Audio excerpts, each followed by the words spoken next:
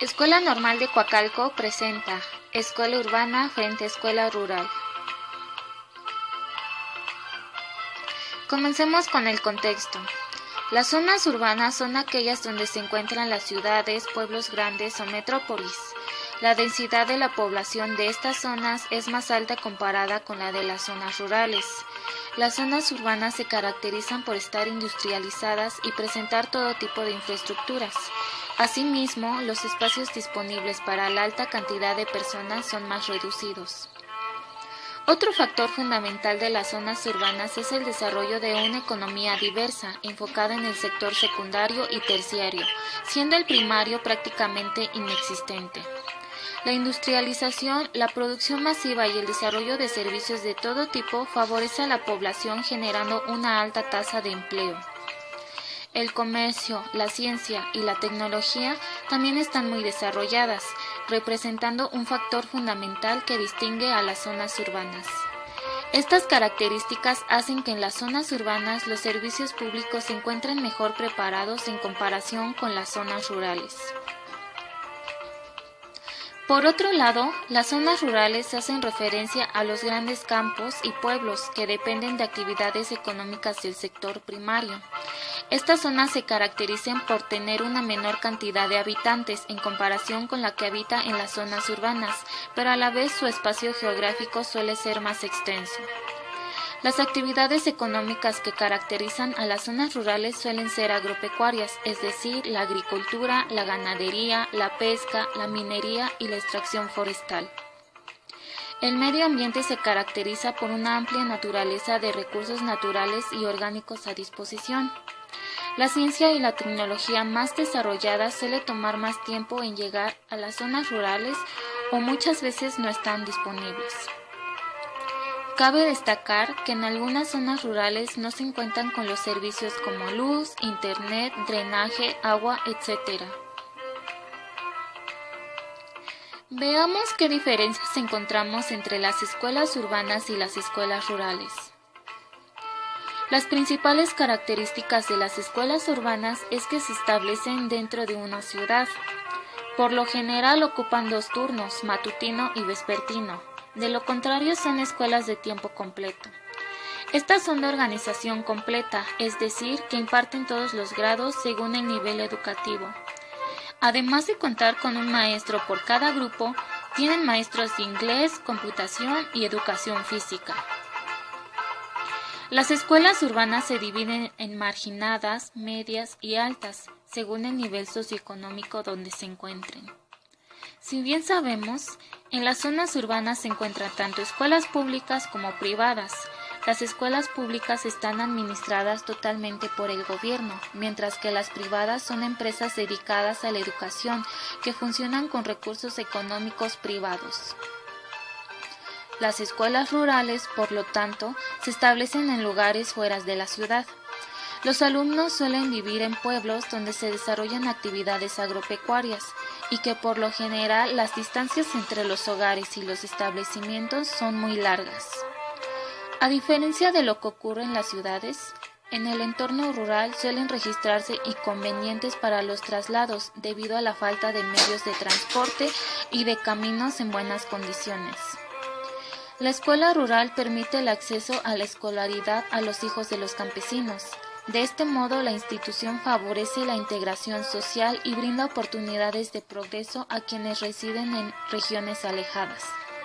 De no existir estas escuelas, las familias deberían mudarse a ciudades o a los pequeños no podrían asistir a clases. Es importante mencionar que muchas veces las escuelas rurales tienen dificultades para cumplir con su objetivo de formación.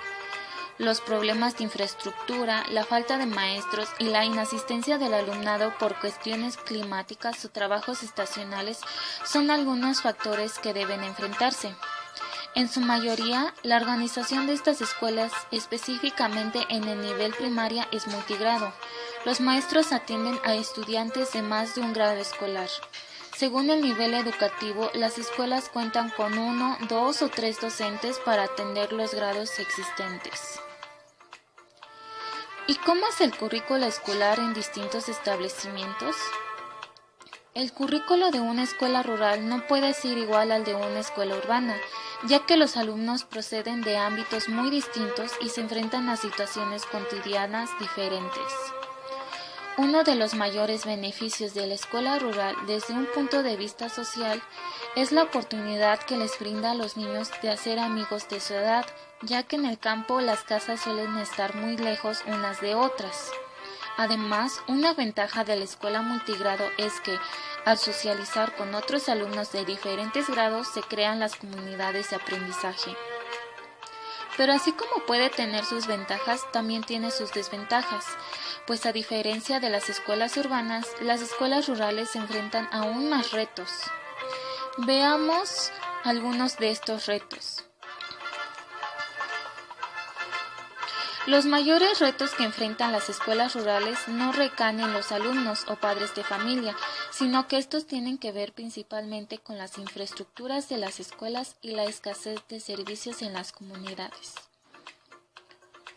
Por otro lado, las familias que viven en estas comunidades tienen muy pocas oportunidades de empleo y apenas alcanzan a cubrir los gastos del hogar, por lo que algunos niños ni siquiera pueden asistir a la escuela o incluso algunos dejan de estudiar para trabajar y ayudar en los gastos de la familia. O también ocurre que ambos papás tienen que trabajar y los hijos mayores se quedan a cuidar a los hermanitos. Las autoridades no se dan cuenta de las necesidades que estas comunidades tienen. De ser así, al brindarles un apoyo económico, podrían conseguir que todos los niños tuvieran acceso a la educación. Otro problema que enfrentan los docentes en estas escuelas es que no cuentan mucho menos con los recursos para poder atender a los niños con necesidades especiales, como es el ambiente de aprendizaje y los recursos o materiales didácticos. Es indispensable también que los docentes reciban cursos de formación para atender estos problemas, que no son los mismos que los que enfrenta una escuela a la que podríamos llamar común. Y otro punto muy importante es que, al ser escuelas rurales, normalmente asisten alumnos que vienen de otros pueblos lejanos, por lo que podría llegar a darse la existencia de alumnos con lenguas indígenas.